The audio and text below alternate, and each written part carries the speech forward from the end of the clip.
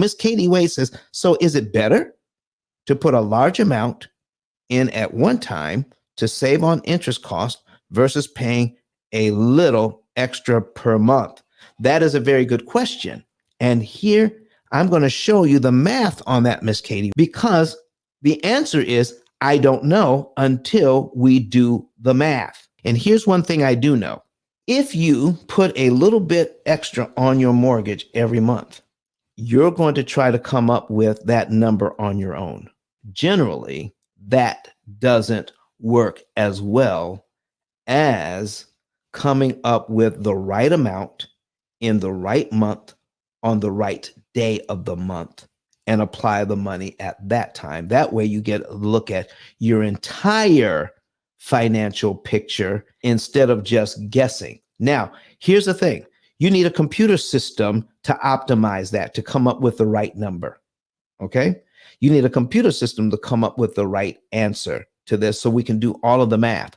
And I'm going to tell you, when a computer system does it to come up with the right amount of money for you, computers aren't smart. They're just fast. Because if you give the computer some information, especially when how much of my money, based on how much I'm making, based on my income from my job or whatever, from my business, what is the right time and the right amount of money do I put on my loan?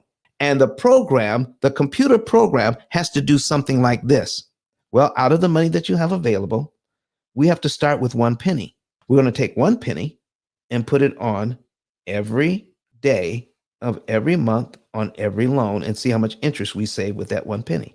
Then we do 2 pennies. Then we do 3 pennies. Then we do 4 pennies until we look at all the pennies you have in the shortest period of time. The program can put this together and looks at all your pennies on all the days on all your loans until it comes up with the right number of pennies to put on your loan. Computers aren't smart.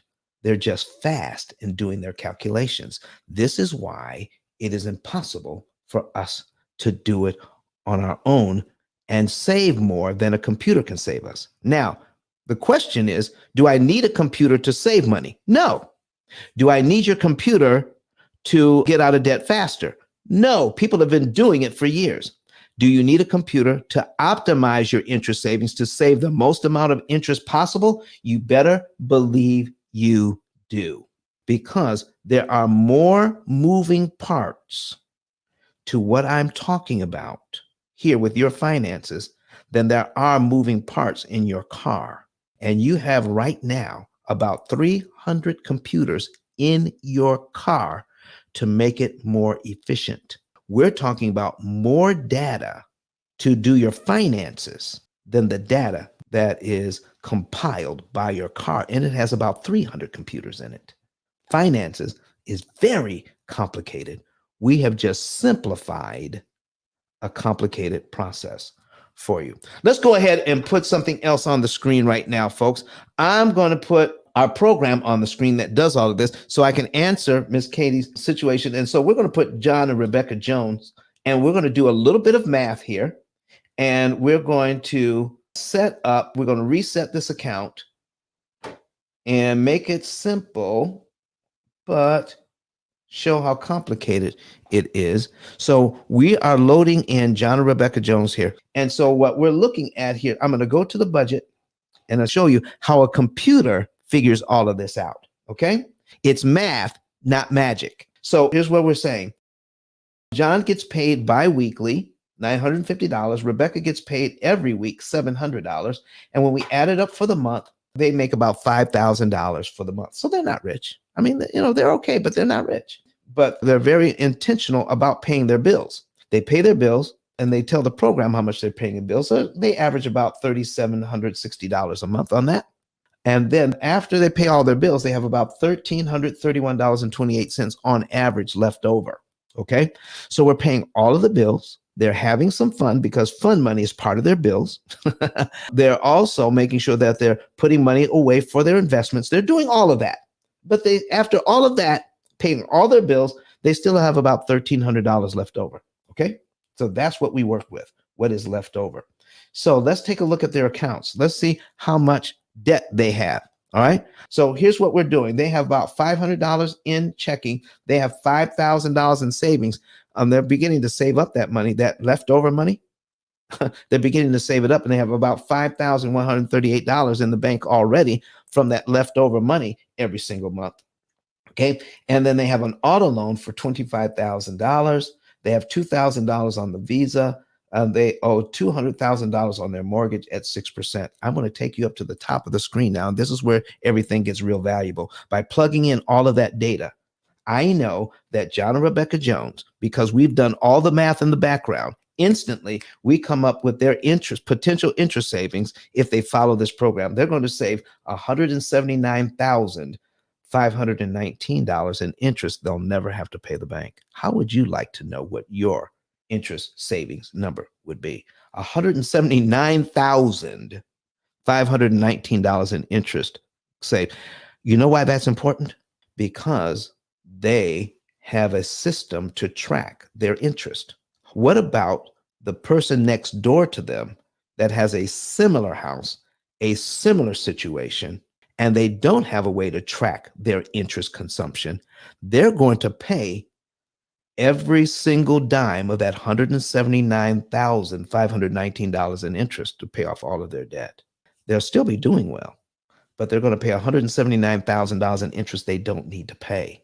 John and Rebecca Jones are not going to pay that interest, and therefore they'll be out of debt in 7.7 years because of the interest they don't pay. It's not about how fast we pay off the debt, folks. It's how cheap. And they've got a $179,000 discount on the interest. And so if I want to change this, I can change this how much interest they have left to pay. So we've got interest saved. How much interest do they have left to pay? Okay, interest remaining. Here it is. We're going to change this to interest remaining, and it's going to update. Out of all of that, they only have $56,623 in interest remaining. That's the interest they're going to pay. Here's what the bank wanted. Don't tell them.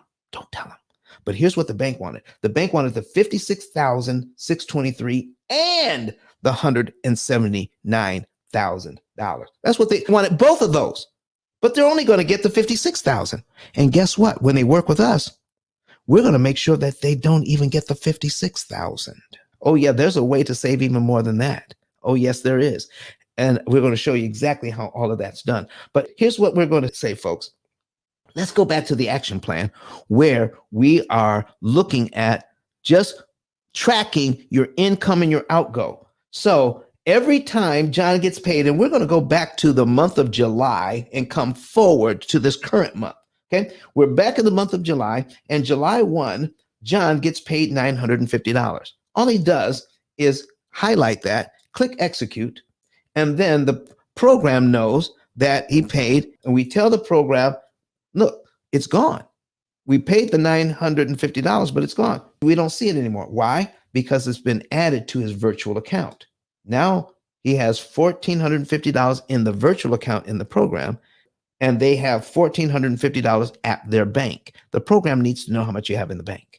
And by telling it that you received your $950, then the program can do the math. Remember, it's math, not magic. So now we're back to the action plan. And now they have enough money in the bank to pay their mortgage and to pay their utilities. And each time we do that, we just click on it and it disappears, okay? Because we're either subtracting or we're adding, And now they pay the utilities and all this. But then, do you see this little arrow here?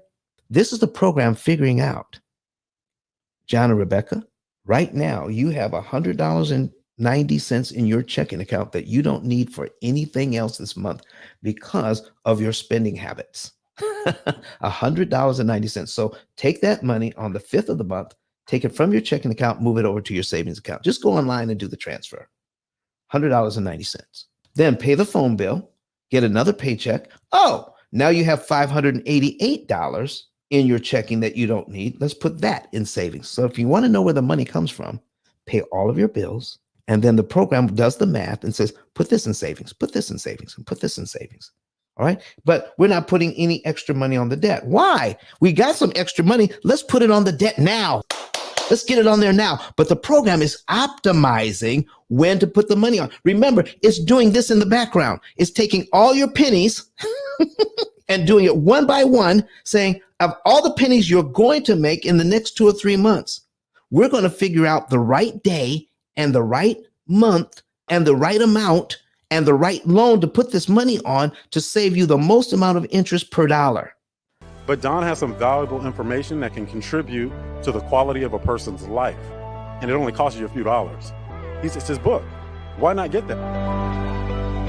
I'm going to go through the P.I.L.L method myself with some of my investment properties.